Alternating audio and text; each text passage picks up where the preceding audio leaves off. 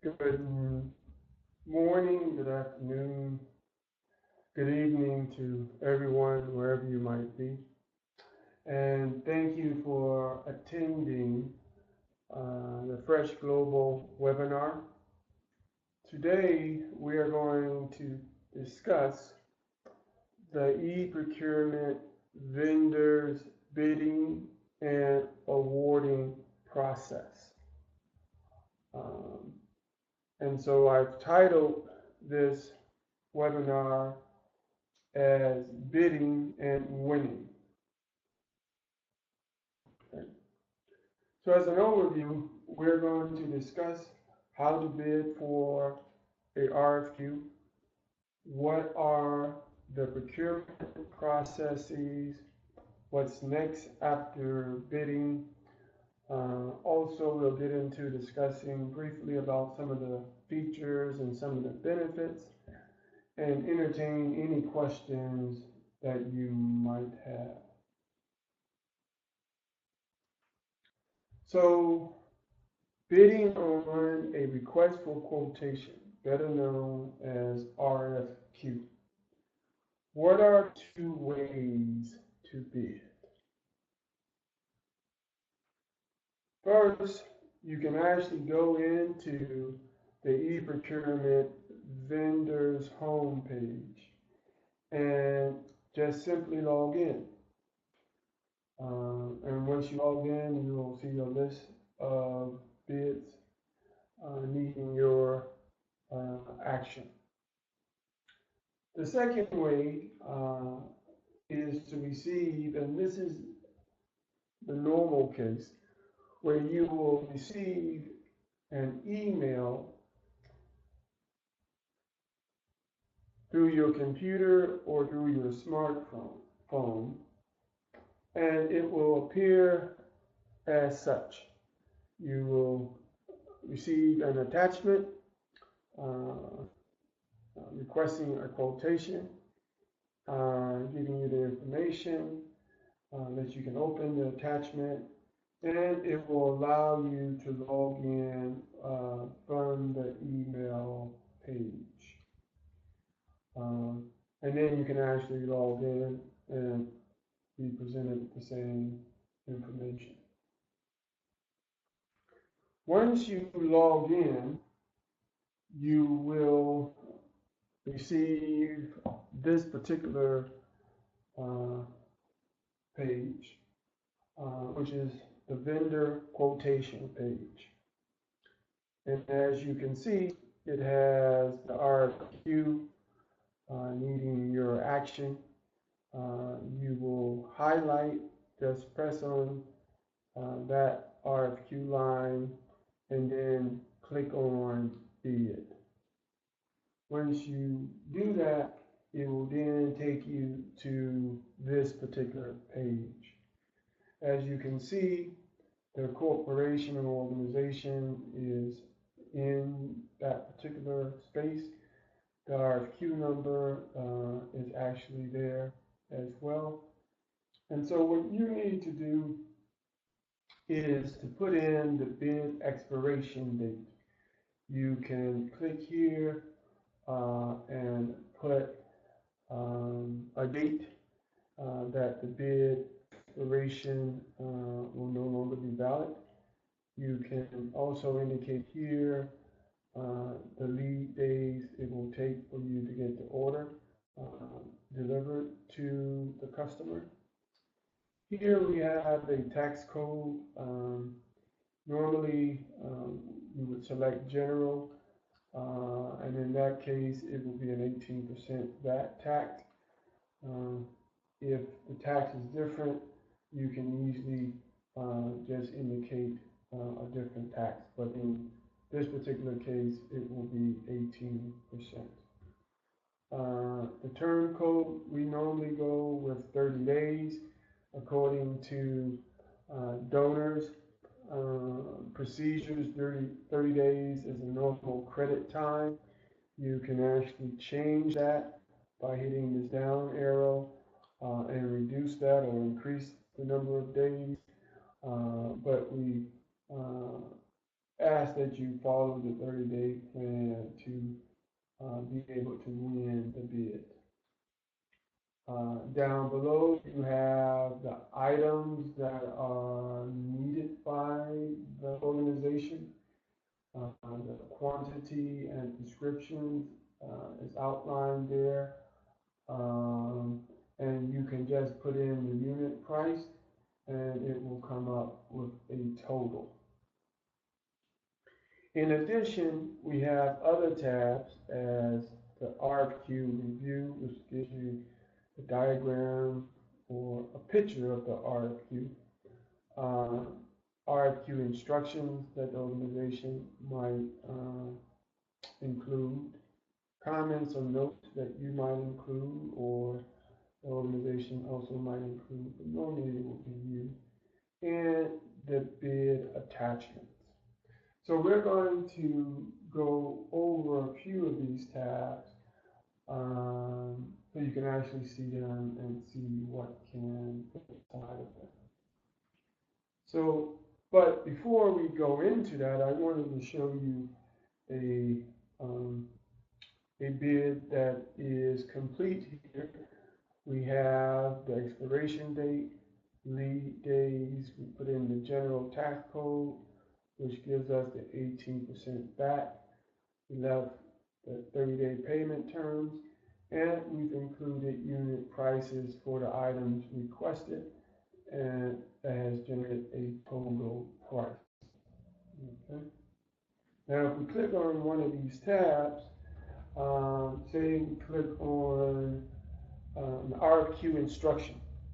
In this tab, you can see that it's blank, but you might have an organization requesting the warranty of the particular item or additional information that might be required by the organization, and that information will be in this particular section. The next tab, comments or notes you might want to include into your comments regarding your bid, any additional information that might make your bid clearer, or any information that you might want to provide the organization. The next tab is the bid attachment. You can actually attach a copy of your information to this bid document or additional bid online bid information. By clicking on choose the file, you can select the file, give it a description of the attachment, and then add the attachment. You can also have the choice of deleting attachments if you find that those attachments might not be applicable. And we encourage you to put additional attachments that you might have that might give the organization additional information regarding your item or your company. So after that, you will go back to your vendor bids tab, look it over one more time.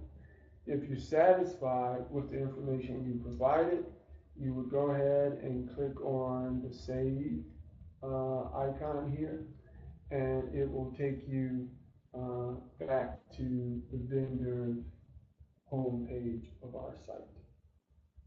Okay, and that concludes the bidding process. You now have completed that, and you will now wait for feedback. So what's next? What happens? Well, let us explain that in some detail. Let's take the scenario that you've won the contract. What are the next steps? You will receive an email through your laptop or smartphone or tablet with the purchase order or your action. At that point, you will deliver the goods or services to the NGO. You will, you and the NGO will sign a delivery note or receiving note. And from that, you bring that back to your office, and then you forward to us a copy of the delivery or receiving note and an invoice for processing. We then load that into our eProcurement system, send that out to the local organization, and the local organization puts the invoice into their system and age it according to the payment terms in their accounts payable ledger. Okay. And then at that point, you just wait for the payment. And what we do before the due date, we will notify the NGO of your payment. The NGO will transfer the funds to our bank account. Fresh Global will notify you and transfer the funds to your account. If the payment is late, the NGO will pay you late fees, and we will calculate that based on the number of days that the payment was late. And once you have received the payment, we just ask that you acknowledge the payment, and we will close the procurement file at that point. So that's how you get paid, and it's that simple. We encourage our NGOs to pay you on time or face penalties of paying late fees.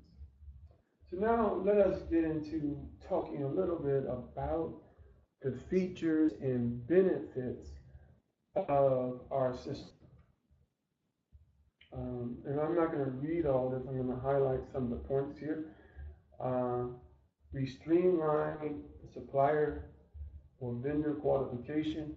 You can register online with us 24 hours a day, 7 days a week, as you all have done.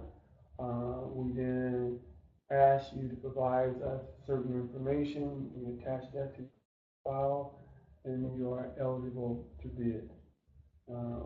We shorten the time from bid to award through having our automated system here and having it online. Another benefit is that we reduce or help you reduce some of the document distribution costs. Because this is online, you don't have to come up with pages and pages of documents to send to our organizations. And this is an item that we wanted to highlight because we wanted to create supplier competition. We have heard from our experience that many vendors do not get a chance to bid because they don't go with some of the programs that procurement staff want you to participate in, some mismanagement and corrupt practices. So our system enables you to get bids that you normally would not get a chance to receive because we have a transparent system. And in all of this, we standardize the process, so there's a good audit trail of what's happening in our system, so the auditors as well as you at some point in time can actually question, and we can provide documentation to show you how our system is operating. And that is part of the complete e-procurement cycle. From the identification of vendors to sending out swiftly the RFQ to the online bidding, and then we will accumulate the bids and send a bid analysis to the local NGO. They will select, and you will deliver goods and delivery notes and invoices are received by us, and then payment will be sent to you.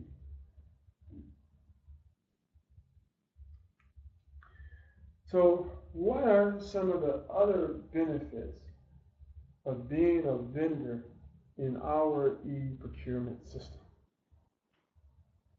Well, this will increase your exposure not only to USAID procurement, but to other donors as well. We provide training on procurement regulations, and especially if you haven't been successful in winning bids, we invite you to come in with other vendors and discuss methods of winning bids. We give you feedback on your bids, as well as the NGOs will give us feedback on your performance, which then is also shared to other NGOs in terms of how reliable and what type of service you provide. You might be a 5-star vendor, or you might be a 2-star vendor. And sometimes that will really count in terms of making a decision by the NGO. Our system too minimizes or eliminates corrupt commissions. If you are a vendor who gives out commissions and we find that out, then you will not be eligible to bid. And if we find staff of an NGO participating in such acts, we will report that to the local NGO for that local NGO to take the necessary actions as well. We try to make sure that you get timely payments, and if you do not, there are consequences that the NGO will face. And we hope and we know that this will increase your sales and profitability because we have a consortium of NGOs participating in this e-procurement system. So I'm going to stop now and take any questions. Unfortunately, I realize that this is a tape webinar, so I cannot take live questions, but you can easily send questions to Evelyn, and here's her email below, or you can send questions to Mal through his email with any questions that you might have. I hope that you have learned a great deal of our e-procurement bidding and awarding process, and we welcome any questions you might have.